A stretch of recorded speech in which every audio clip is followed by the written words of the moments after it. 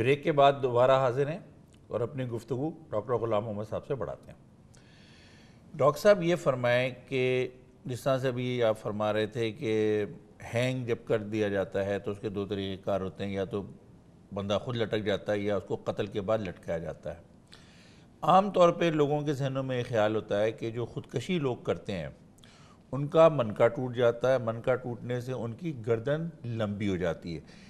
کیا اگر کسی شخص کو مار دیا جائے، قتل کر دیا، تو ظاہر بات ہے اس کو لٹکا کے تو قتل نہیں کیا جاتا، پہلے قتل کیا جاتا ہے کسی بھی طریقے سے، پھر اس کے بعد کسی روپ سے یا کسی طریقے سے اس کو باندھ کے لٹکایا جاتا ہے۔ تو کیا یہ ثابت کیا جا سکتا ہے کہ جس شخص کو لٹکایا گیا ہے اس کی موت پہلے واقع ہو چکی تھی؟ بالکل یہ ثابت کیا جا سکتا ہے اور بہت آسان طریقہ ہوتا ہے ثابت کرنے کے، اس کے اندر کوئی ڈیفیکلٹیز نہیں ہوتی ہیں۔ لیکن سب سے بڑی جو ڈیفیکلٹی یہ ہوتی ہے کہ جو متعلقہ شخص ہے، یعنی جو اس کا پوسٹ مارٹم کر رہا ہے ڈاکٹر، وہ بذات خود کتنا ایکسپرٹ ہے یا وہ پینل کتنا ایکسپرٹ ہے، اس کے اندر کتنے ایکسپرٹ لوگ موجود ہیں۔ فورینسک میڈیسن کا پاکستان کے اندر سب سے بڑا اگر دھچکا لگا ہے تو وہ یہی ہے کہ ان کسی بھی جگہوں کے اندر ہائی پروفائل کیسز کے اندر فورینسک ایکسپرٹ کے شخص کو نہیں بلایا جاتا۔ اس کی وجہ یہ ہو جاتی ہے کہ فورینسک کا جو ایک شخص آ جاتا ہے اس فیلڈ کے اندر، وہ بہت ریجڈ ہو جاتا ہے، بہت سخت ہو جاتا ہے اپنے اصولوں کے اوپر، اور دیکھنے میں یہی آیا ہے کہ 99% یہ لوگ کسی بھی دباؤ میں نہیں آتے، جبکہ جنرل کیڈر کے لوگ جو ہوتے ہیں وہ عموماً کسی نہ کسی دباؤ کا شکار ہو جاتے ہیں، اور ان کی سب سے بڑی وجہ جو ہوتی ہے ان کی لیک آف ایکسپرٹنیس ہوتی ہے۔ اس ایکسپرٹنیس کی وجہ سے میں اب حکومت پنجاب نے خاص طور سے تو یہ سارا کام جو ہے وہ فورینسک ڈپارٹمنٹس کو ہی دے دیا ہے، میڈیکل کالج اور یونیورسٹیز کو، لیکن ہمارے یہاں سندھ میں یہ ابھی تک پوری طرح سے وارد نہیں ہوا ہے۔ جہاں تک ante mortem and post mortem کا تعلق ہے کہ کیا قتل کے بعد اس کو مارا گیا یا وہ زندہ تھا، لٹکایا گیا یا وہ زندہ تھا اور لٹک گیا تھا، اس کے اندر دو بڑے عنصر بہت اہمیت کے حامل ہیں۔ ایک تو عنصر سب سے بڑا یہ آ جاتا ہے کہ کیا اس کے چاروں طرف کا ماحول ایسا پیدا کر دیا گیا کہ وہ اقدام خودکشی کے اوپر چلا گیا۔ یہ ایک بہت بڑی پیچیدہ اور بہت ہی مشکل قسم کی تحقیق ہوتی ہے یا صورتحال ہوتی ہے جس کو نکالنا ہوتا ہے۔ دوسرا جو پہلو ہے وہ یہ ہے کہ اس کو مارا گیا اور پھر اس کو لٹکا دیا گیا۔ تو جب وہ مارنے کا یہ پروگرام بنایا جاتا ہے، کوئی بھی قاتل اگر قتل کرنا چاہتا ہے تو اس سے پہلے اس کے ذہن کے اندر ایک پورے خد و خال نمایاں ہونے لگ جاتے ہیں۔ وہ ان چیزوں کو کافی دنوں تک جو ہیں وہ غور کرنے کے بعد اور سب چیزوں کو، اور اس کو کوشش یہی ہوتی ہے کہ ہم اس کو کچھ ایسا رنگ دیں کہ لوگ یہ سمجھیں کہ خودکشی، اور خودکشی کا سب سے کامن جو ہے وہ ہینگنگ ہے، کیونکہ ہینگنگ کے فینومینا کے اندر عموماً یہی کہا جاتا ہے کہ یہ جناب خودکشی ہے، لہٰذا وہ اس زمرے کے اندر چلا جاتا ہے اور صحیح طرح سے انویسٹیگیشن یا انکوائری نہیں ہوتی۔ لیکن ایکسٹرنل اپیرنس جتنی بھی آتی ہے انکلوڈنگ آل تھنگس، اس کی لک ایسے ہوتی ہے جو ایک خودکشی والے کی ہی ہوتی ہے۔ اب یہاں پہ یہ سارے کا سارا مسئلہ آ جاتا ہے انٹرنل آرگنس یا انٹرنل یا پوسٹ مارٹم کے اوپر، کہ پوسٹ مارٹم کے بعد جو اس کی تصویر بن رہی ہے اور اس کے اندر بہت ساری مائنر چیزوں کو سامنے رکھ کے اور یہ سب کچھ کیا جاتا ہے کہ کیا یہ ایک خودکشی ہے یا ایک قتل ہے۔ اور جب تک وہ کوئی ایکسپرٹ اس کی نہیں کرتا، میں بار بار اس چیز کا کر رہا ہوں، اس کا تعین کرنا ایک بہت زیادہ مشکل ہو جاتا ہے۔ اور اس میں ایک مشکل کام اور آ جاتا ہے جب یہ کام ختم ہو جائے اور کوئی نتیجہ نہ نکلے، اور اس کے بعد پھر ایکسپرٹس کو بلایا جائے اور کہا جائے کہ جناب آپ کریں، تو اس وقت تک ٹائم اتنا زیادہ گزر گیا ہوتا ہے باڈی کے اوپر کہ اس کے اندر بہت سارے سڑنے گلنے کے عمل جو ہیں وہ شروع ہو جاتے ہیں۔ میں ایک چیز اور آپ سے جاننا چاہوں گا، کیونکہ اکثر لوگ باتیں کرتے ہوئے نظر آتے ہیں اور ہر شخص اپنی رائے دینا چاہتا ہے۔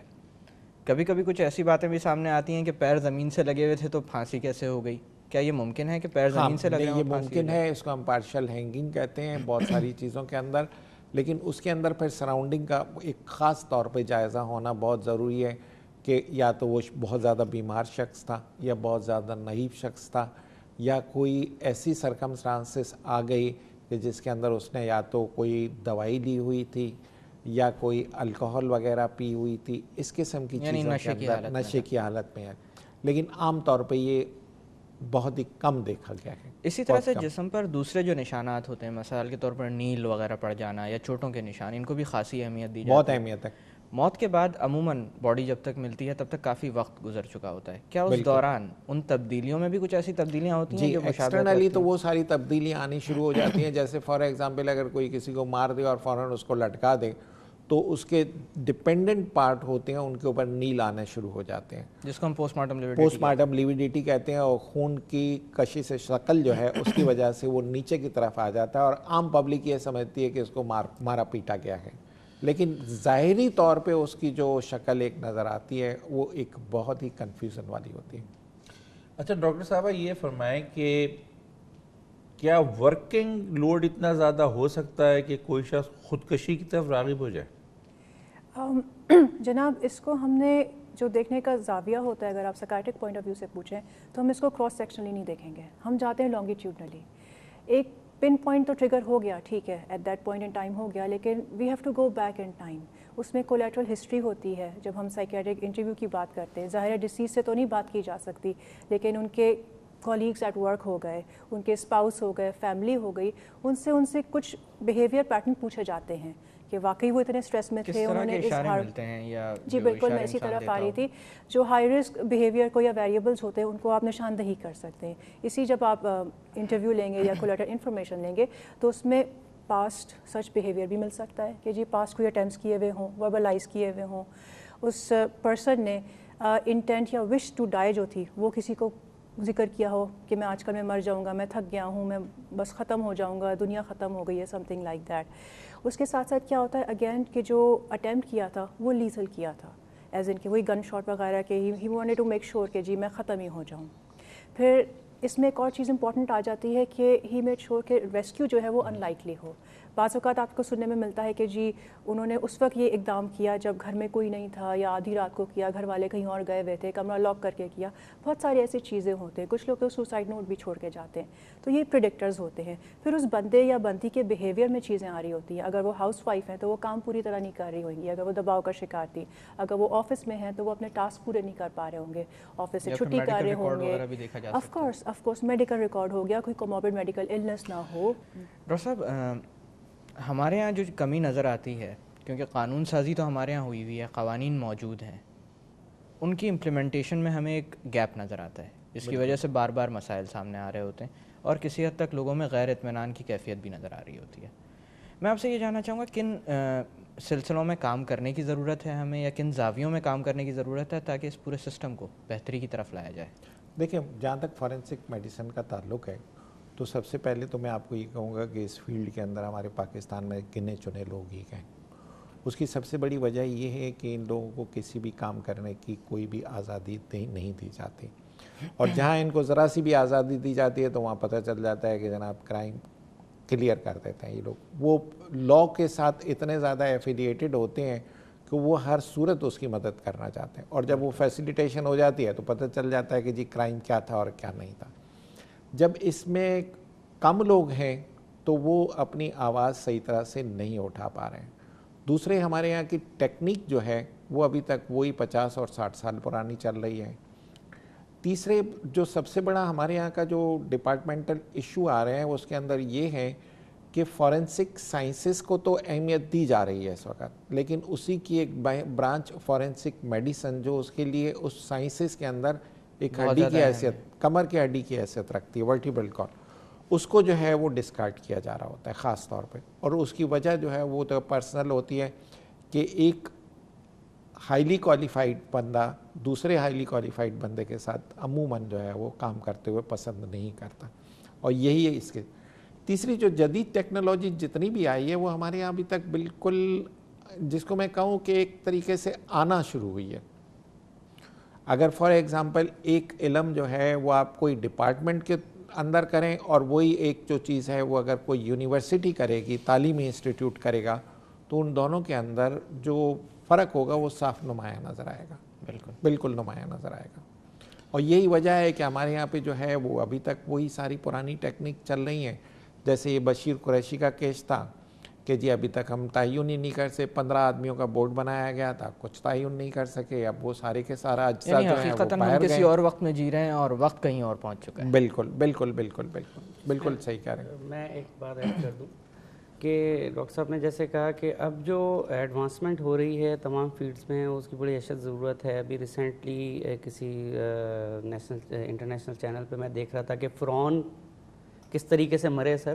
انہوں نے اس کا سٹی سکین ریکنسٹرکشن کر کے دیکھی ان کی باڈیز کی, تو انہوں نے آئیڈینٹیفائی باقاعدہ کیا کہ کلہاڑی لگنے سے مرا تھا, یہ آدمی ایکسیڈنٹ اس کا ہو گیا تھا, اس کے سر پہ پتھر گرا تھا. اسی طریقے سے ابھی لا انفورسمنٹ ایجنسیز جو انٹرنیشنل ہیں انہوں نے ایک اور چیز جو شروع کی ہے وہ یہ کہ جو سسپیکٹڈ کلرز ہوتے ہیں ان کا ایم آر آئی خاص طریقے سے کیا جاتا ہے, اس کو فنکشنل ایم آر آئی کہتے ہیں. بلکہ ایک اور چیز آپ کو بتاتا چلوں کہ جیسے آج کل ورچوئل آٹوپسی کی بات ہوتی ہے, یہ جتنی بھی امیجنگ ٹیکنیکس ہیں ان کو اپلائی کر کے کوشش یہ کی جاتی ہے کہ وجہ معلوم کر لی جائے, بجائے اس کے کہ انسانی جسم کو خراب کیا جائے اور اندر جا کر دیکھا جائے چیزوں کو. لیکن جو بے شک بہت زیادہ ریسورسفل کام ہے اور اس کی کچھ لمیٹیشنز بھی ہیں. آپ تمام تر مہمانان گرامی کا بہت بہت شکریہ کہ آج آپ تشریف لائے اور بہت ساری اہم معلومات اپنی قابل رائے کے ذریعے ہم تک پہنچائیں. ناظرین, جن معاملات پہ ہم نے بات کی یہ تمام تر بڑے حساس ہوتے ہیں, خاص کر وہ معاملے جو عدلیہ کے پاس چلے جاتے ہیں یا قانونی معاملات جو ہوتے ہیں وہ بہت حساس ہوتے ہیں, ان کے اندر جذبات کی کوئی گنجائش نہیں ہوتی. آج کل کے دور میں خاص کر میڈیا میں سینسیشن کا دور کہلاتا ہے, اور ایک وقت تھا, مجھے یاد ہے جب میں بہت چھوٹا تھا تو کسی نے مجھ سے کہا تھا کہ آنے والے وقت کا سب سے بڑا ہتھیار میڈیا ہوگا, یا پروپیگنڈا کا سب سے بڑا ٹول میڈیا ہوگا, اور پروپیگنڈا کے اوپر دنیا تبدیل کی جا سکے گی. میرے خیال سے وہ دور ہم گزار رہے ہیں. آج کل سینسیشنلائز کرنے میں چیزوں کو اکثر اتنا لوگوں کو جذباتی کر دیا جاتا ہے کہ وہ فیصلے پر وقت سے پہلے پہنچنے لگتے ہیں, حقائق کو جانے بغیر. لیکن قانون یا قانون کے معاملات بہت ہی حساس ہوتے ہیں, بہت ساری باریکیوں کو دیکھنا پڑتا ہے اور اس کے بعد فیصلہ کیا جاتا ہے. تو بہتر یہ ہے کہ انسان اپنے طور پر فیصلہ کرنے کے بجائے صرف اور صرف حقائق کو دیکھے اور پھر آگے نتیجے کا انتظار کرے, جو کہ کیونکہ فیصلہ کرنے کا کام تو عدلیہ کا ہے, اور اگر فیصلے کی بات نہ ہوتی تو شاید یہ پورا ڈپارٹمنٹ ہی قائم نہ ہوتا. رہ گئی بات میڈیا کے رول کی, تو میڈیا کا رول اتنا ہونا چاہیے جتنے کی ضرورت ہے, یعنی حقائق سے پردہ اٹھانا اور ان کو دنیا کے سامنے لے کر آنا. اس کے ساتھ ہی میں اور صادق صاحب آپ سے اجازت چاہیں گے. اپنا خیال رکھیے گا. اللہ حافظ.